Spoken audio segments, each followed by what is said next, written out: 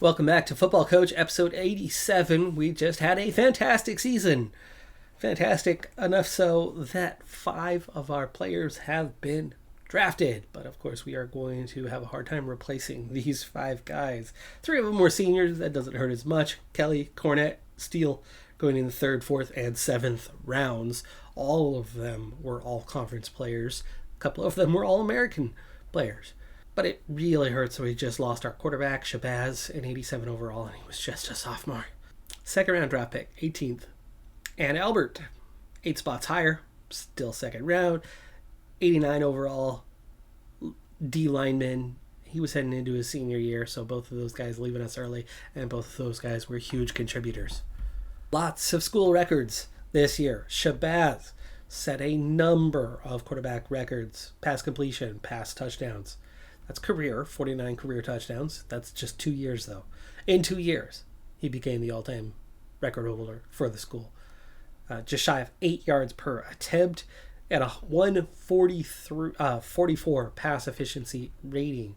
Kelly, on that other side of the ball, receiving it, 3,000 yards, 29 touchdowns. Single season records, kind of a better bar of what's happened, right? What's different about this year. And we finished the year ranked 4,400 yards, 347 completions on 537 attempts, 31 touchdowns.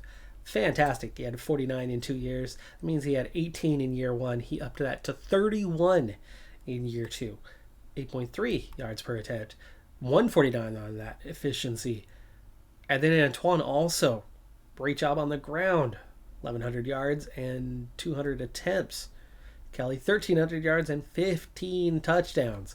He had 29 his entire career. He had half of them this last season.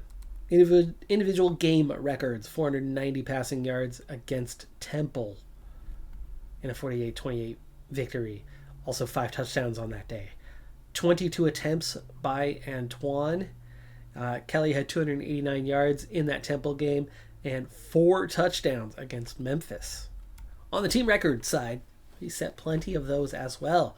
Points per game, 33.5. Yards, 486. Passing yards, 323. Turnovers, oh, yeah, that's a bad one. 29. 20-plus yard plays, 54 of them. 40-plus yard plays, 14. We did everything bigger this last year. And, of course, the offensive talent, the 85 that we had. Defensive talent was in 84. Opposition, rushing yards per game, we held them to 132. And defensive talent, and let's see here. Game record updates: yards 632 against Rutgers, 490 against Temple, and 3 40-plus yard plays against Tulane. But with so many vacancies, 18 spots still to fill, I'm going to have a really challenging off-season recruiting here. Let me get through the work and we'll see what we get. Almost moment of truth, but there's a couple decisions I need to make first. But let's get an overview of where we're at for our recruiting class. We have 18 scholarships available. That's a lot. We have 21 targets. There are 17 maximum scholarships that I will give out. And almost certainly one of those will not pan out because I have to make a decision between 2 players, as I only have so much NIL money to hand out. We're down to $4 million at the moment. The first decision is which quarterback I want to offer the NIL money to. The second decision is between a tight end and a safety for the other chunk of NIL money, knowing that I'll almost certainly miss out on the opposite pair of them. And same with the quarterback. Whichever one I don't offer almost certainly will not happen. So my top 2 quarterbacks are down to this, and as fallback, as I'm willing to take on 2 quarterbacks, I've got 2 potential starters and then 3 young guys to bring up. A couple of them are freshmen, and one of them is somebody I've offered a long time ago who's a very good high school quarterback, already a 65 with a potential 3-star. We've got a couple other guys here, both 67s, less potential in the 4-star one out of Notre Dame. He's also behind on durability. So he's behind in both ways, even though he's got 1 star more. But Lamas looks a little bit stronger. But I could end up with both of them if the others do not pan out, especially if Rutgers or Nebraska come in on Pritchett. But one of these guys, and potentially both, are not going to work out. For one, it's really close on each battle. And two, I only have enough NIL to offer one of them. So when it comes to the NIL, and it could be the difference maker in both cases, probably would be the difference maker, probably would get us the one signature, but the other one wouldn't pan out. Main reason, 2.75 for both. Very important for both. But I don't have the 5 million, 5.5 million plus that I need to give to either. Now, in the case of this one, we don't know Purdue, Wake Forest, whichever, I forget. I don't play often enough anymore. We don't know exactly where they're at. They could be 400 points ahead of us. They could be 400 points behind us, or we could be spot on and in a dead heat. And there's no NIL offer. I could risk it, not give an NIL offer, and hope that we come out ahead, or give whatever's left, right? I could give the NIL to the other guy. I could give what I need to give to either the safety and the tight end, and then take whatever is left, whatever small chunk is, which would not be enough to hit the 75% threshold, and offer it here. And if neither of these two end up giving the NIL, in fact, even if North Carolina does give the NIL, we might have enough points to hold them off. And if they don't have anything to give out, right, we might still get his signature with little to nothing in NIL, which would be great because this would be a starter for next year. This one already has pretty big NIL offers, and yet we're still up, possibly ahead. We're talking about a range of 2,300, which would be 500 behind us, or potentially as much as 300 points ahead of us. But with an offer, with an NIL coming in, that should be enough to get ahead here against North Carolina, probably. So this would be a little bit more of a sure bet. They're both out of Wisconsin, which is funny. One's a redshirt freshman, one's a redshirt sophomore, one's 3 stars, one's 4 stars. One's got better potential. They both have great durability. They're both a 77 right now. Now, the bigger difference, and the only reason why Turner's not already on top, is that Stokes is a proper quarterback. Turner, he's a gadget quarterback. He's an athlete. He's very agile. He's quick. He can run the option. He's not actually a very good quarterback. And he's a year older. There's the 100 evasion. But I'm kind of liking the give the NIL to Turner. We could end up maybe securing both signatures. Maybe. And if we don't, we fall back on Bridget and Lamas. If we don't get either, then we are stuck with a quarterback who's not going to be great for next year. I think we've got a 72, 73 right now for our top guy. The other thing I'm noticing here is North Carolina is involved in both. East Carolina's involved in both. And they want Turner. He's got that 4th star. So they are both prioritizing Turner, which means we're secure here. It's your head-to-head with Winston-Salem. 2.75 million, 382 points. That doesn't guarantee. That definitely does not guarantee. But he does not move up very quick on those points. We can get 400 with just a little bit more. Put him at 2.9. That's 403. I think I'm going to settle for that, 2.9. And we're going to put it on Turner. We're going to put it on Turner. He is the 4-star guy. No, we're not. I'm going the other way, folks. I'm going the other way. I'm going to go after Stokes. He's a year younger, and he's a better quarterback. Now, for the safety and the tight end, for one, I don't have a need at either position. It's an extra player. In this case, we've got a 4-star true freshman from Georgia, 79 overall. Down to less potential now, but he's got high durability. The problem here is that we are 400 points behind. So it's going to probably take a pretty healthy offer, and it would need to be 900K or more. Now, what is 900K going to look like? I don't think that's going to be enough because we're 400 down as it is, and there's 3 others that we are competing with, we would definitely need to go quite a bit higher. And that is our max. That's what we have left, 1.16. 460 points. I think we end up losing that battle anyway. I think we would end up losing that battle. There's too many of them. All it takes is one of them to offer a little more. All it takes is one of them to be a little bit off on the estimate, and there's no way we win that one. So as much as I like that option, I think I'm just going to write it off, which means the tight end. Now, the thing about this tight end is he's a redshirt freshman, so he'll head into sophomore year, and our top guy is going to be a senior, and then there's a really big gap behind him. So this guy instantly would come in as our number 2 tight end. We are at the head of this list on him, though Stanford, you don't know for sure quite where it is, but they're the only ones with an NIL offer. This is not a guarantee, but we have the best interest chance. He likes us, and the NIL, not as much necessary. Won't move him as much either direction. So 300 points, 800K is what we would be looking at. That gives me 625. That should do it. What was Stanford's range?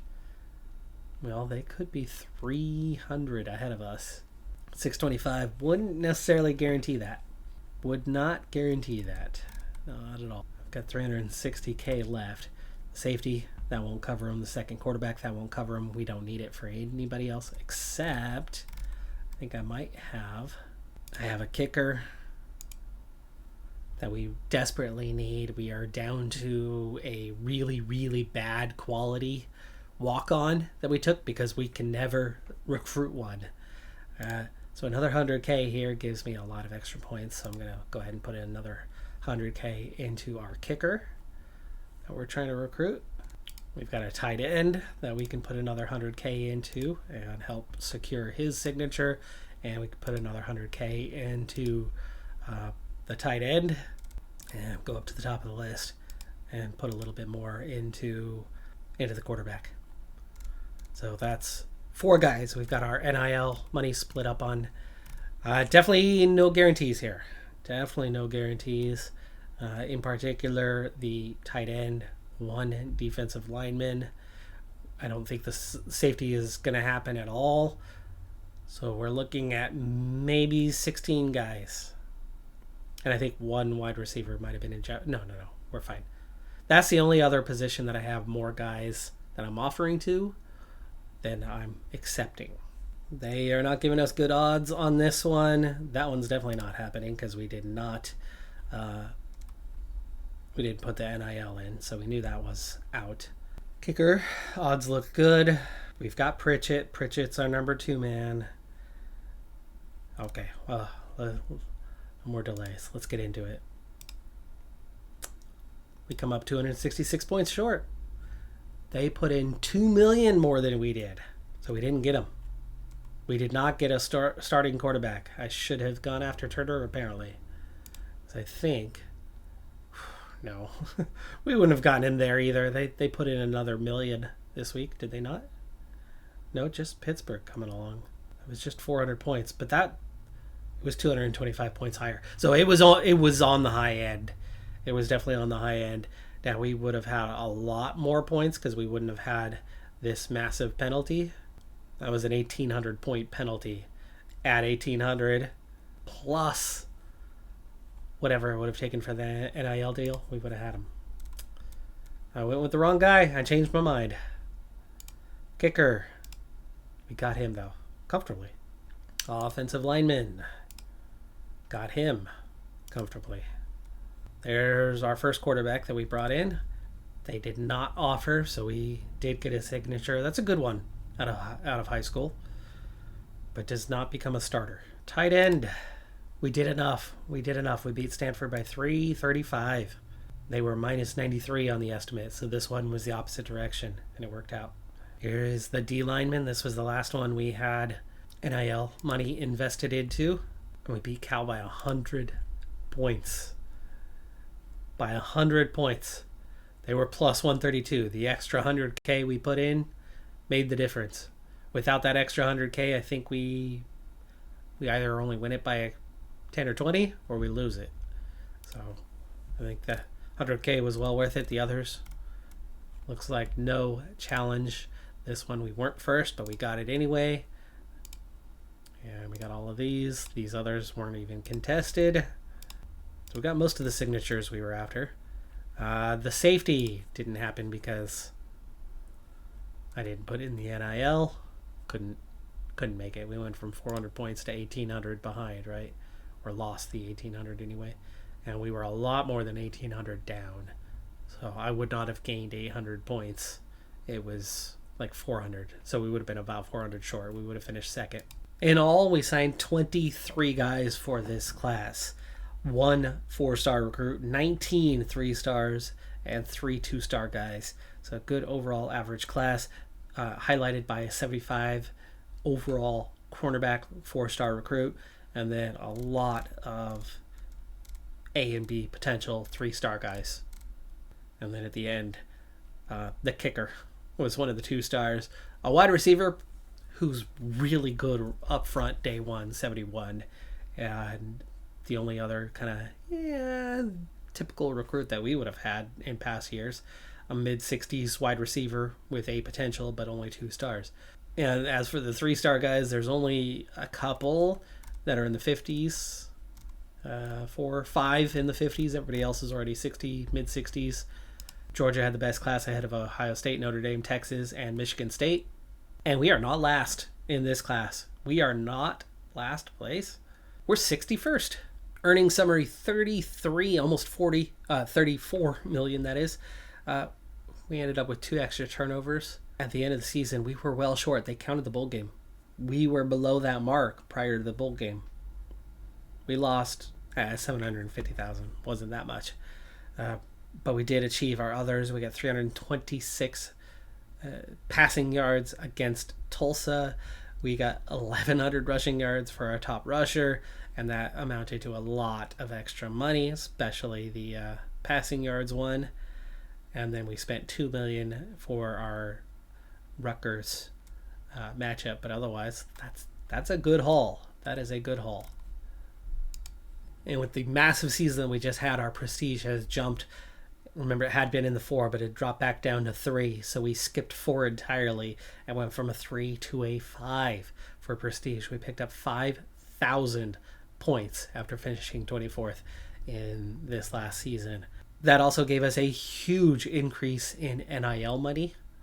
Doubled it to 11 million, but that means we had to feed a lot of our 33 million into that NIL budget. So after we cover all of our bases, the maintenance, the coaching staff, the NIL getting maximized, we have 7 million remaining. So we can spend all of that to almost make level 11. Now, if I get rid of the NIL spending, I have 8 million more. Can we get to... I can get us to level 11 for the facilities, which would give our facility grade an A. We would have an extra 1.75% bonus to player development during off season. We would also have a base gain of 3 points in the preseason trainings instead of 2, and then another 3% in bonus. And then I have 2.6 million remaining. You know what? I think it's going to be worth it to take the facility boost at this point, especially with the preseason training minimum rating increase, which means NIL is not going to get maximized, but it's going to get up to 5.5 million. We will build that up towards its max budget over time. We don't have a ton to spend for next year, but that's not much less than what I think we had 7 million last year at the start. We'll have to be a little more careful with our NIL money, but I think it's going to be well worth it to push the facilities up to what might be my maximum grade now. I think we might just go with maintenance from here on out because we've already got it to an A. We've already got the huge bonus, and we've got that that minimum training bonus of 3, that's a big one. That's a really big one. I think we're going to settle on an 11 facilities and then just start using maintenance. The academics was 4 million. What is the facility maintenance? Maintenance right now for level 10 was 8.5. So about 10 million a year.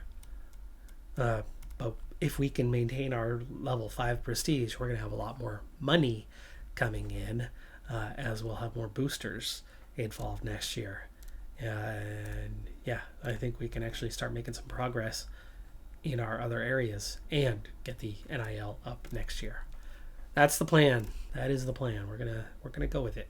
So we get Malachi Robinson back, who we already had. We do not get an additional booster though. So no 2 boosters this year, just 1 additional is one we had until this season. And it is a realignment year. So here is the realignment. We are not going to get bumped out. We're gaining 4 and just losing 2. We're going to go to 14 teams in the division, but the 2 we're losing would be the 2 highest rated programs. And we were not the 2 highest rated programs. The Big Ten? Not the Big Ten. Yeah, the Big Ten. Is remaining at 12. We got 12, 12, 12, and then 14, 14, 14 for the bottom 3 conferences. SEC is going to gain Clemson and Texas. They're going to lose Arkansas and Missouri. The ACC is going to gain 1 and lose 3, which is interesting math on that. But it decreases the overall size by 2. Pac-12 doing the same thing. The ACC loses Clemson, who headed to the SEC, and then Duke and Virginia, the other 2 outgoing. Their addition, Oklahoma, coming over from the Big 12. Meanwhile, the addition to the Pac-12 is the fall of Arkansas out of the SEC. The 3 that left all moved up into the Big 12. UCLA, Orlando, Utah. The other 2 promoted sides, South Florida and SMU, out of our conference. So the top 2 from our division, SMU, who had been slipping and we had gotten ahead, and then all of a sudden they came back. They came back really strong. And even though we just had a great year and we've got ourselves up to 5 stars, South Florida and SMU are both at 6. So they both get promoted to the Big 12. But the demoted sides, there's only 5. There's only 5 sides that go down. That's Arkansas dropping to the Pac-12. That's Duke dropping to our conference. That is Missouri dropping from the SEC all the way down to our conference. Virginia dropping from the ACC to our conference. And the SEC added 2, lost 2. No changes. In the Big Ten, the ACC added 1, lost 3, so they shrunk down in size. Big 12 added 5, lost 3. Big changes to the Big 12.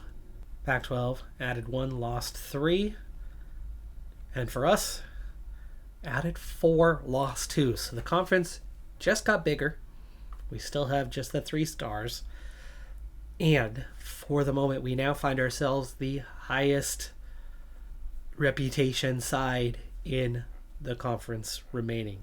And just 3 4-stars behind us, with Hawaii, Indiana, and Temple as the main competitors. But we also find ourselves with a much more balanced set of divisions, where we were previously much stronger as a division than the opposite.